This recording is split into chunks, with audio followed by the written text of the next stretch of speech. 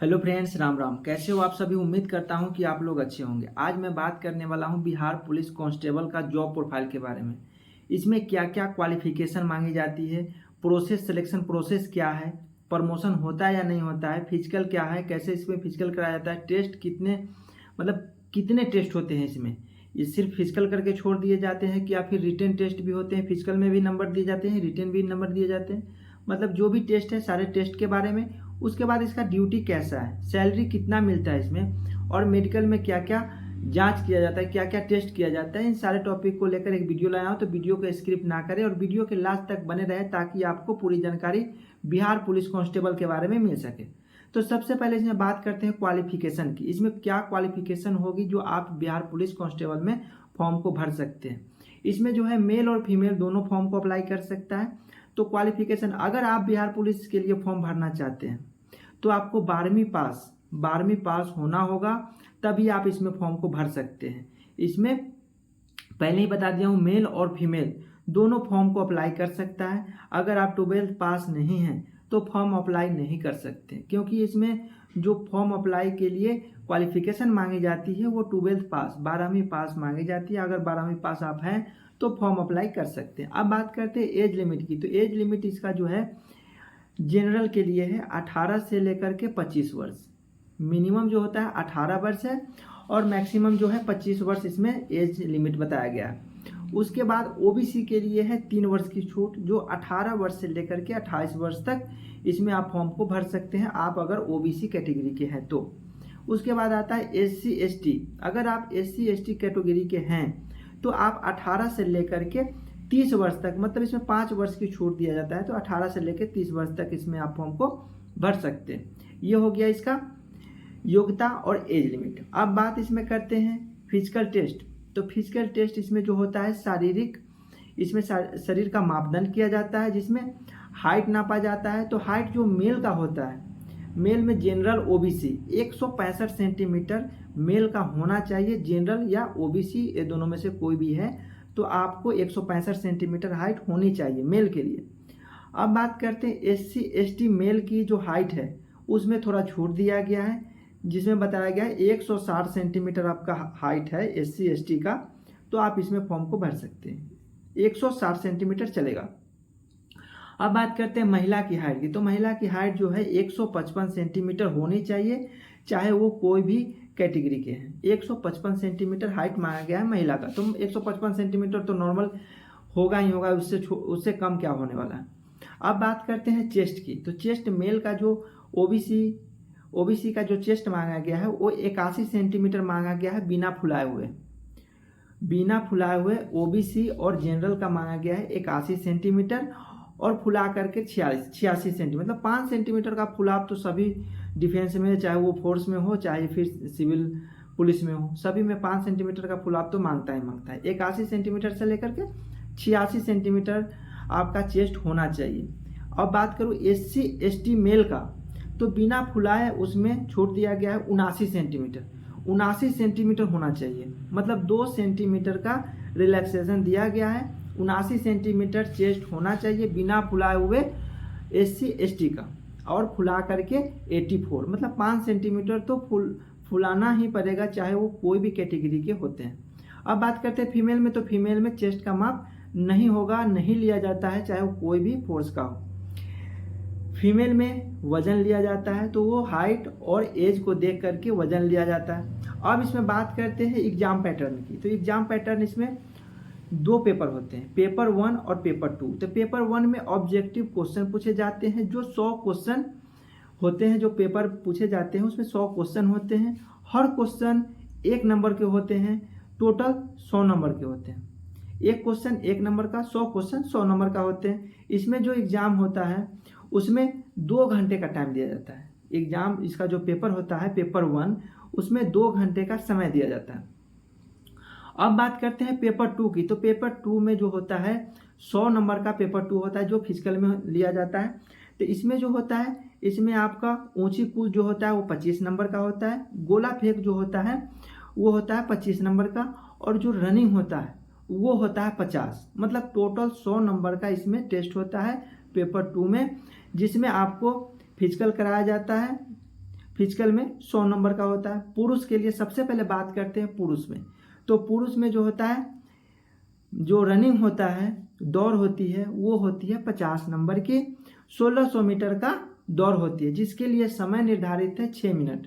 6 minute में 1600 metre का दूरी तय करना होता है। उसके आप कितने समय के अंदर 1600 मीटर दूरी तय करते हैं, उस हिसाब से आपको नंबर दिया जाता है। जैसे कि इसमें जो समय निर्धारित है वो है 5 मिनट से अगर आप कम समय में दौड़ पूरा करते हैं तो आपको 50 अंक दिया जाता है। टोटल 50 के 50 अंक आपको दिया जाता है अगर 5 मिनट के अंदर आप दौड़ को कंप्लीट कर लेते हैं तो। उसके बाद आता है 5 मिनट से 5 मिनट 20 सेकेंड तक। 5 मिनट से लेकर के 5 मिनट 20 सेकेंड तक अगर आप दौड़ कंप्लीट करते हैं तो 40 नंबर आपको दिए जाएंगे। वही 5 मिनट 20 सेकेंड से आप 5 मिनट 40 सेकेंड के अंदर दौड़ को कंप्लीट करते हैं, 1600 मीटर का दौड़, तो आपको 30 नंबर दिए जाएंगे। और 5 मिनट 40 सेकेंड से लेकर के 6 मिनट तक आप दौड़ को कंप्लीट कर लेते हैं 6 मिनट के अंदर, तो आपको 20 अंक दिए जाएंगे। मतलब टोटल 50 अंक है, आपके हाथ में है से आप उसमें से कितना अंक ले सकते हैं। 50 अंक लेना है तो आपको 5 मिनट के अंदर रनिंग पूरा करना होगा, तो आप पूरा का पूरा नंबर ले सकते हैं, जिससे आपको सिलेक्शन में दिक्कत ना होगी। तो आप कोशिश करें से 5 मिनट के अंदर आप अपना दौड़ को उसी प्रकार से तैयारी करके रखें। अब बात करते हैं महिला का रनिंग। तो महिला का जो रनिंग होगा वो भी 50 अंक की होगी। ऐसा नहीं कि महिला का अलग से, महिला का भी जो रनिंग होगा वो 50 अंक की होगी। तो 1 किलोमीटर की दौड़ महिला में दिया गया है, जैसे मेल में 1600 मीटर का था तो महिला में दिया गया है 1 किलोमीटर का, 1000 मीटर का। तो इसमें जो है 5 मिनट का समय है, लास्ट जो समय है 5 मिनट का, तो उसी हिसाब से इसमें नंबर दिया जाएगा। जैसे कि 4 मिनट से कम में अगर आप 1 किलोमीटर रनिंग पूरा कर लेते हैं तो आपको 50 अंक दिया जाएगा, ये फीमेल के लिए। और 4 मिनट 20 सेकेंड के अंदर अगर आप रनिंग पूरा करते हैं तो आपको 40 अंक दिए जाएंगे। 4 मिनट 20 सेकेंड से लेकर के 4 मिनट 40 सेकेंड तक आप रनिंग को पूरा करते हैं 1 किलोमीटर का रनिंग, तो आपको दिए जाएंगे 30 अंक। और 4 मिनट 40 सेकेंड से लेकर के 5 मिनट तक आप अगर 1 किलोमीटर का रनिंग पूरा करते हैं तो आपको दिए जाएंगे 20 अंक। ये भी उस कैंडिडेट के ऊपर निर्भर करता है से आप कितना नंबर ले सकते हैं। तो वो कैंडिडेट के ऊपर है से आप जितना अच्छा रनिंग करेंगे उतना अच्छा आप नंबर ले सकते हैं। तो आप 50 के 50 नंबर लेने का आपके हाथ में है से आप कितना नंबर लेते हैं। अब बात करते हैं से पुरुष में जो होता है गोला फेंक का, तो वो 25 नंबर का होता है। तो वो 25 नंबर का गोला फेंक में समय जो निर्धारित है 16 फीट से 17 फीट तक अगर आप गोला फेंकते हैं तो 9 अंक मिलेंगे। 16 से 17 फीट तक तो 9 अंक। 17 से लेकर 18 फीट तक फेंकते हैं तो फिर आपको मिलेंगे 13 अंक। वही 18 से 19 फीट तक फेंकते हैं तो 17 अंक। और 19 से 20 फीट तक फेंकते हैं तो 21 अंक। और 20 फीट से ज़्यादा दूरी तक फेंकते हैं तो टोटल 25 से 25 अंक आपको मिलेंगे। यह है पुरुष के लिए। 12 पाउंड का गोला होगा, कम से कम 12 फीट फेंकना ही पड़ेगा, तभी आप पास हो पाएंगे। 12 पाउंड का गोला आपको 12 फीट फेंकना पड़ेगा पास होने के लिए। 12 फीट से कम आप नहीं फेंक सकते हैं। अब बात करते हैं महिला का। तो महिला का भी 25 अंक का गोला फेंक होता है। तो 12 फीट से इसमें जो है ये जो 12 पाउंड का गोला 12 फीट फेंकना है वो महिला के लिए है। और पुरुष के लिए जो है 16 पाउंड का गोला है। 16 पाउंड का गोला आपको कम से कम 16 फीट फेंकना है। ये पुरुष के लिए था, गलती बोला गया था। ये है पुरुष का 16 फीट का गोला 16 फीट फेंकना है। और महिला में है 12 फीट का गोला, आपको 12 पाउंड का गोला 12 फीट फेंकना है। तो 12 फीट से लेकर 13 फीट फेंकते हैं तो इसमें मिलेगा 9 अंक महिला के लिए। 13 फीट से 14 फीट तक फेंकते हैं तो आपको मिलेंगे 13 अंक। 14 से 15 तो 17 अंक। 15 से 16 तो आपको मिलेंगे 21 अंक। और 16 फीट से ऊपर फेंकते हैं तो पूरा आपको मिलेंगे 25 अंक। अगर इसमें पास करना है महिला में तो आपको 12 फीट फेंकना ही पड़ेगा, तभी आप इसमें पास हो पाएंगे। लेकिन नंबर जो है कम मिलेगा, 9 अंक मिलेगा। और पुरुष में है 16 फीट फेंकना ही पड़ेगा पास होने के लिए, लेकिन अंक जो मिलेगा 9 ही मिलेगा। अगर टोटल अंक लेना है, टोटल 25 के 25 नंबर लेना है, तो पुरुष में फेंकना पड़ेगा 20 फीट और महिला में फेंकना पड़ेगा 16 फीट, तभी आप पूरा के पूरा गोला फेंक में नंबर ले सकते हैं। अब बात करते हैं ऊंची कूद पुरुष में। तो ऊंची कूद जो है 25 नंबर की होती है, जिसमें कम से कम 4 फीट कूदना ही पड़ेगा आपको, तभी आप इसमें पास हो पाएंगे। तो 4 फीट से कम कूदते हैं तो आपको असफल घोषित कर दिए जाएंगे। तो इसमें जो नंबर दिए जाते हैं वो दिए जाते हैं, 4 फीट कूदते हैं तो आपको 13 अंक दिए जाएंगे, 4 फीट 4 इंच कूदते हैं तो आपको 17 अंक दिए जाएंगे, 4 फीट 8 इंच कूदते हैं तो आपको 21 अंक दिए जाएंगे, 5 फीट कूदते हैं तो आपको पूरे के पूरे 25 नंबर आपको दिए जाएंगे। पुरुष के लिए है 5 फीट पर 25 अंक। अब बात करते हैं महिला की ऊंची कूद की। तो महिला का है 25 अंक, सेम महिला का भी 25 अंक है। तो महिला को कम से कम 3 फीट का ऊंची कूद लगानी पड़ेगी, तभी आप इसमें पास हो सकते हैं। अगर आप 3 फीट से कम कूदते हैं तो आपको असफल घोषित कर दिए जाएंगे। इसमें 3 फीट कूदते हैं तो आपको 13 अंक दिए जाएंगे, 3 फीट 4 इंच कूदते हैं तो 17 अंक, 3 फीट 8 इंच पर आपको 21 अंक।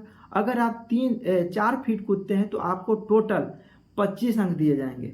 मतलब आपको जो मेल के लिए है 5 फीट पे 25 अंक, फीमेल के लिए 4 फीट पे 25 अंक। ये हो गया इसका सेकेंड फेज। फर्स्ट फेज में रिटन टेस्ट, सेकेंड फेज में फिजिकल पे नंबर 100 अंक का, रिटन में भी 100 अंक का। आपके ऊपर है फिजिकल में जितना नंबर ला सकते हैं, आप अपने काबिलियत के ऊपर आप जितना अच्छा नंबर लाएंगे ताकि आपको सिलेक्शन में दिक्कत नहीं होगी। तो ये फिजिकल में आपका मेरिट निर्भर करता है कि आप मेरिट लिस्ट में नाम आएगा या नहीं आए, फिजिकल पर निर्भर करता है, क्योंकि फिजिकल जो होता है बहुत ही हार्ड होता है। अगर आप में उस काबिलियत है, वो काबिलियत है, तो आप अच्छा नंबर ला सकते हैं, ताकि आपका कटअप बहुत ही अच्छा कटअप में आपका नाम आ सके, आपका नंबर बहुत ही हाई नंबर आ सके। तो इसके लिए आपको इसमें जो है 100 में से 100 नंबर आपके लिए बहुत ही आसान है अगर आप मेहनत करते हैं तो। अब बात करते हैं इसमें सिलेबस की, किस सिलेबस के हिसाब से आपको क्वेश्चन पूछा जाएगा। इसमें जो क्वेश्चन पूछे जाएंगे वो 10वीं लेवल का क्वेश्चन होगा। जो बिहार पुलिस कांस्टेबल का जो एग्ज़ाम होता है वो 10वीं लेवल का एग्जाम होता है, 10वीं लेवल का क्वेश्चन ही आपसे पूछे जाएंगे। इसमें जो क्वेश्चन पूछे जाएंगे वो सिलेबस जैसे हिंदी से आपको पूछे जाएंगे, English, math, social science, general knowledge, current affairs, इन्हीं सब्जेक्टों से आपसे क्वेश्चन पूछे जाएंगे। अब इसमें बात करते हैं सैलरी की। इसमें सैलरी कितना होता है। अगर आपका सिलेक्शन सिपाही पद पे होता है तो आपकी जो बेसिक सैलरी होती है 21,700 से स्टार्ट होती है और 69,100 तक इसका बेसिक सैलरी जाती है। जो अदर अलाउंस होते हैं वो अलग से होते हैं। यह जो होता है 2000 ग्रेड पे की नौकरी होती है, इसका बेसिक सैलरी 21,700 होती है। इसमें HRA मिलती है, TA मिलती है, DA मिलती है, वर्दी के पैसे, अन्य कई सारे अलाउंस मिलते हैं। सारे अलाउंस ऐड हो जाने के बाद लगभग 30,000 प्लस सैलरी शुरुआत में इसका सैलरी बनती है एक बिहार पुलिस कांस्टेबल की। धीरे धीरे इसका सैलरी बढ़ती रहती है। अब बात करते हैं इसमें प्रमोशन की। तो इसमें जो प्रमोशन जो है होती है, इसमें 10 से 12 साल सर्विस होने के बाद कांस्टेबल से हेड कांस्टेबल बन सकते हैं। उसके बाद आप ASI के लिए डिपार्टमेंटल एग्जाम दे सकते हैं, SI भी बन सकते हैं डिपार्टमेंट एग्जाम दे करके। ये डिपार्टमेंट एग्जाम इसमें भी दे सकते हैं, जैसे कि CRPF में भी, BSF में भी, ITBP पे भी, किसी भी जो बल है उसमें डिपार्टमेंटल एग्जाम देने का ऑप्शन होता है। उसी प्रकार से बिहार पुलिस में भी आप डिपार्टमेंटल एग्जाम दे करके ऊपर रैंक के लिए आप जा सकते हैं। अब बात करते हैं ड्यूटी की। इसका ड्यूटी क्या होता है। तो इसमें आपको ड्यूटी बिहार में कहीं भी करनी पड़ सकती है। कोई जिला ये नहीं कि इसी जिला में आपको करना होगा, ऐसा नहीं होता है। बिहार में कहीं भी आपको पोस्टेड कर सकता है। अब बात करते हैं इसमें जैसे आपका हो गया रिटन टेस्ट, हो गया फिजिकल, हो गया हाई जंप, गोला फेंक, ये सब फिजिकल हो गया। उसके बाद सिलेबस के बारे में बता दिया, योग्यता क्या है, जो एज लिमिट है, सारे टॉपिक के बारे में वीडियो बता दिया हूँ। अब बात करते हैं इसमें मेडिकल का। तो मेडिकल में क्या होता है। मेडिकल में जो नॉर्मल होता है इसका उतना हार्ड नहीं होता है, लेकिन इसमें जो होता है मेडिकल में आँख का जांच तो होता ही है, आँख का टेस्ट होगा, कलर ब्लाइंडनेस है या नहीं, ये देखा जाता है। अगर आप कलर ब्लाइंडनेस है तो फौज में चाहे सिविल पुलिस में कहीं भी आप जॉब नहीं ले सकते हैं, आप फिट नहीं हो सकते। कलर ब्लाइंडनेस ऐसा चीज़ होता है जो आपको मेडिकल में पास नहीं करने देगा, क्योंकि उसमें आप पकड़े जाएंगे, क्योंकि कलर ब्लाइंडनेस में आपको ठीक से दिखाई नहीं देगा, क्योंकि उसका जो टेस्ट होता है बहुत ही हार्ड होता है। अगर आपका आँख कलर ब्लाइंडनेस से ग्रसित है तो फिर आप पकड़े जाएंगे। वो वही पास कर सकता है आँख वाला टेस्ट में जो कलर ब्लाइंडनेस नहीं है, आँख के मामला में ठीक है, वही अगर आँख का जांच होता है उसमें पास हो पाएगा। जिसका कलर ब्लाइंडनेस है वो उसमें फेल हो जाएगा, उसको मौका भी नहीं दिया जाता है कलर ब्लाइंडनेस को। उसके बाद कान का चेकअप किया जाए, जैसे कि कान में क्या होता है, जैसे पर्दा जो होता है फटा होता है बहुत से आदमी का, तो वो सब देखा जाता है। किसी का पर्दा तो नहीं फटा हुआ है, किसी को सुनाई तो नहीं दे रहा है, कोई अगर हकला के बोल रहा है वो भी देखा जाता है, पैर से कोई टेढ़ा तो नहीं है, किसी भी अंग से विकलांग तो नहीं है, कोई मानसिक रूप से ग्रसित तो नहीं है, ये सारी चीज़ देखा जाता है मेडिकल में। अगर ये सब चीज़ में आप फिट हैं तो फिर आपको कोई दिक्कत नहीं होगा, आप मेडिकल में आराम से फिट हो सकते हैं। ये था बिहार पुलिस का जॉब प्रोफाइल। वीडियो कैसा लगा कमेंट में ज़रूर बताइए। अच्छा लगे तो वीडियो को लाइक करें, अपने दोस्तों के पास वीडियो को ज़रूर शेयर करें। चैनल पे नए हैं तो चैनल को सब्सक्राइब करना ना भूलें। फिर मिलते हैं नेक्स्ट वीडियो में नए वीडियो के साथ, तब तक के लिए जय हिंद जय भारत।